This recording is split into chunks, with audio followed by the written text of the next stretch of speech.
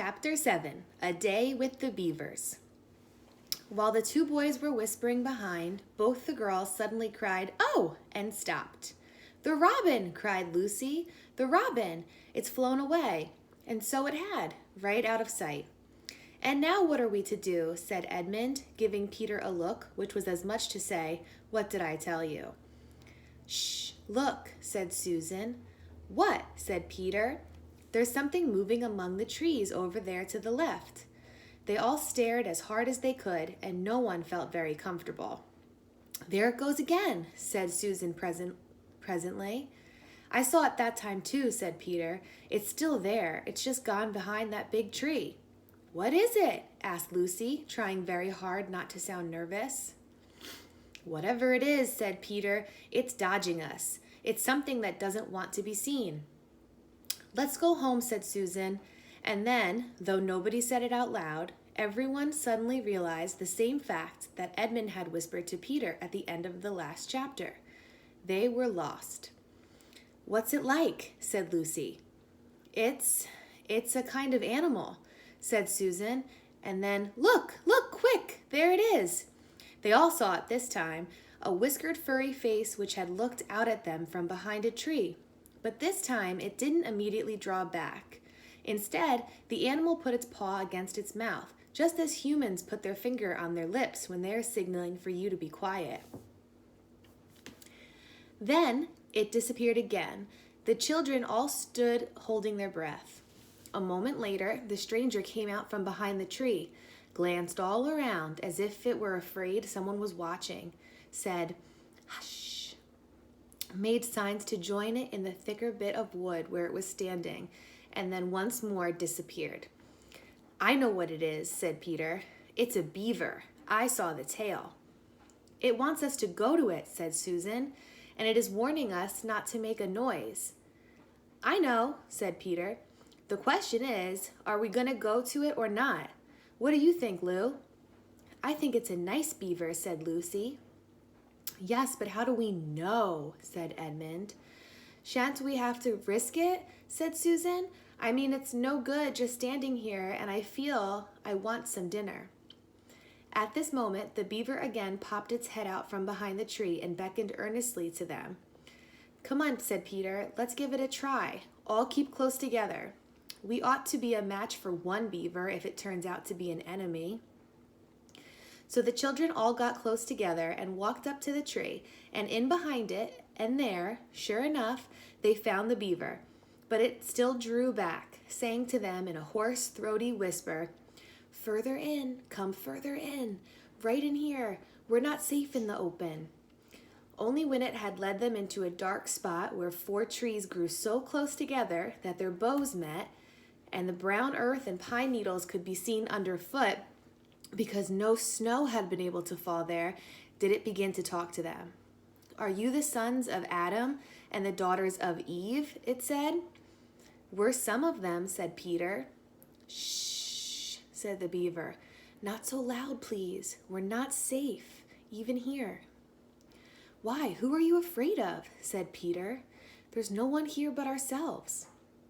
"There are trees," said the beaver. "They're always listening. Most of them are on our side, but there are trees that would betray us to her. You know who I mean." And it nodded its head several times. "If it comes to talking about sides," said Edmund, "how do we know you're a friend?" "Not meaning to be rude, Mr. Beaver," added Peter, "but you see, we're strangers." Quite right," said the beaver. "Here is my token." With these words, it held up to them a little white object. They all looked at it in surprise, till suddenly Lucy said, "Oh, of course, it's my handkerchief, the one I gave to poor Mr. Tumnus." "That's right," said the beaver. "Poor fellow. He got wind of the arrest before it actually happened and handed this over to me. He said that if anything happened to him, I must meet you here and take you on to—" Here the beaver's voice sank into silence, and it gave 1 or 2 very mysterious nods. Then, signaling to the children to stand as close around it as they possibly could, so their faces were actually tickled by its whiskers, it added in a low whisper, They say Aslan is on the move, perhaps has already landed. And now, a very curious thing happened. None of the children knew who Aslan was any more than you do. But the moment the beaver had spoken these words, everyone felt quite different.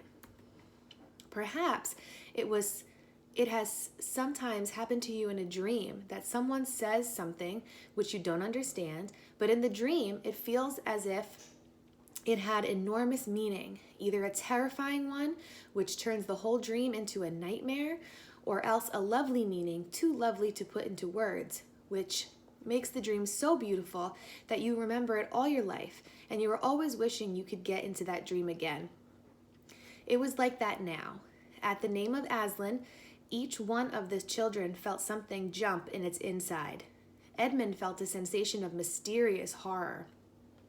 Peter felt suddenly brave and adventurous. Susan felt as if some delicious smell or some delightful strain of music had just floated by her. And Lucy got the feeling you have when you wake up in the morning and realize that it is the beginning of the holidays or the beginning of summer. "And what about Mr. Tumnus?" said Lucy. "Where is he?" "Shh," said the beaver. "Not here. I must bring you to where we can have a real talk and also dinner." No one except Edmund felt any difficulty about trusting the beaver now, and everyone, including Edmund, was very glad to hear the word dinner. They therefore all hurried along behind their new friend, who led them at a surprisingly quick pace, and always in the thickest parts of the forest for over an hour. Everyone was feeling very tired and very hungry when suddenly the trees began to get thinner in front of them, and the ground to fall steeply downhill.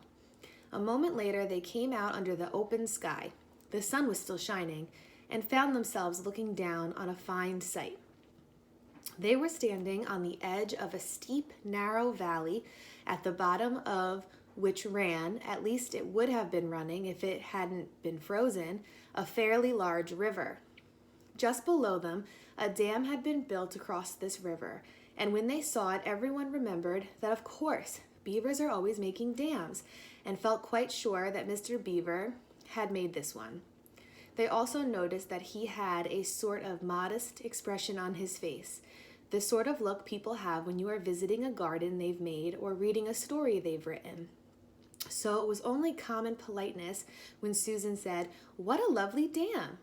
And Mr. Beaver didn't say, "Hush," this time, but merely a trifle, and it really isn't finished. Above the dam, there was what ought to have been a deep pool, but was now, of course, a level floor of dark green ice. And below the dam, much lower down, was more ice, but instead of being smooth, this was all frozen onto the foamy and wavy shapes in which the water had been rushing along at the very moment when the frost came. And where the water had been trickling over and spurting through the dam, there was now a glittering wall of icicles, as if the side of the dam had been covered all over with flowers and wreaths and festoons of the purest sugar. And out of the middle, and partly on top of the dam, was a funny little house shaped rather like an enormous beehive, and from a hole in the roof, smoke was going up, so that when you saw it, especially if you were hungry, you at once thought of cooking and became hungrier than you were before. That was when the others chiefly noticed, but Edmund noticed something else. A little lower down the river, there was another small river which came down another small valley to join it, and looking up at that valley, Edmund could see two small hills, and he was almost sure they were two hills which the White Witch had pointed out to him when he parted from her at the lamp-post the other day. And then behind them, he thought, must be her palace, only a mile off or less. And he thought about Turkish delight and about being a king, and I wonder how Peter will like that, he asked himself. And horrible ideas came into his head. "Here we are," said Mr. Beaver, "and it looks as if Mrs. Beaver is expecting us. I'll lead the way, but be careful and don't slip." The top of the dam was wide enough to walk on, though not for humans, a very nice place to walk because it was covered with ice. And though the frozen pool was level With it on one side, there was a nasty drop to the lower river on the other. Along this route, Mr. Beaver led them in a single file right out to the middle, where they could look a long way up the river and a long way down. And when they had reached the middle, they were at the door of the house. "Here we are, Mrs. Beaver," said Mr. Beaver. "I found them. Here are the sons and daughters of Adam and Eve." And they all went in. The first thing Lucy noticed as she went in was a burring sound, and the first thing she saw was a kind-looking old she-beaver sitting in the corner with a thread in her mouth, working busily at her sewing machine, and it was from it that the sound came. She stopped her work and got up as soon as the children came in. "So you've come at last," she said, holding out her wrinkled old paws. "At last! To think that ever I should live to see this day. The potatoes are on boiling and the kettle singing, and I dare say, Mr. Beaver, you'll get us some fish." "That I will," said Mr. Beaver, and he went out of the house. Peter went with him, and across the ice of the deep pool to where he had a little hole in the ice, which he kept open every day with his hatchet. They took a pail with them.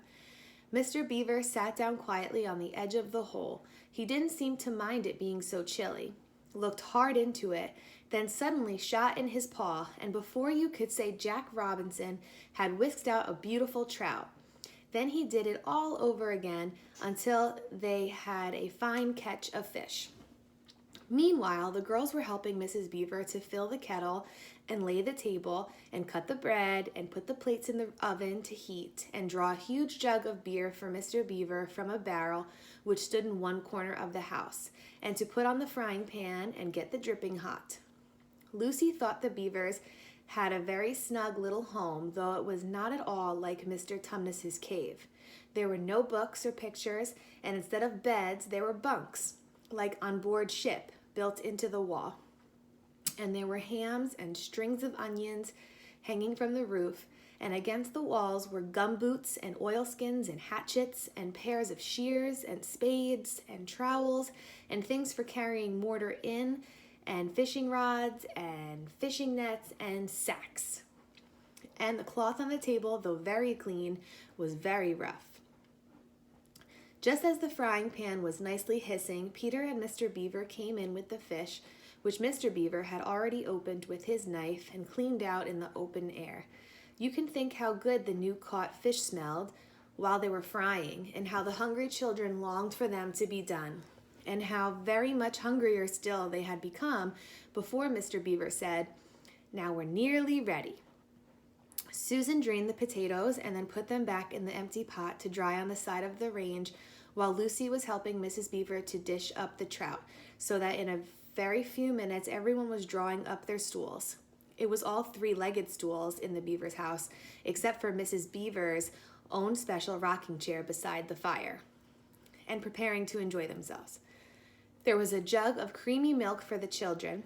Mr. Beaver stuck to beer, and a great big lump of deep yellow butter in the middle of the table, from which everyone took as much as he wanted to go with his potatoes, and all the children thought, and I agree with them, that there's nothing to beat good freshwater fish if you can't eat it when it has been alive half hour ago and has come out of the pan half a minute ago.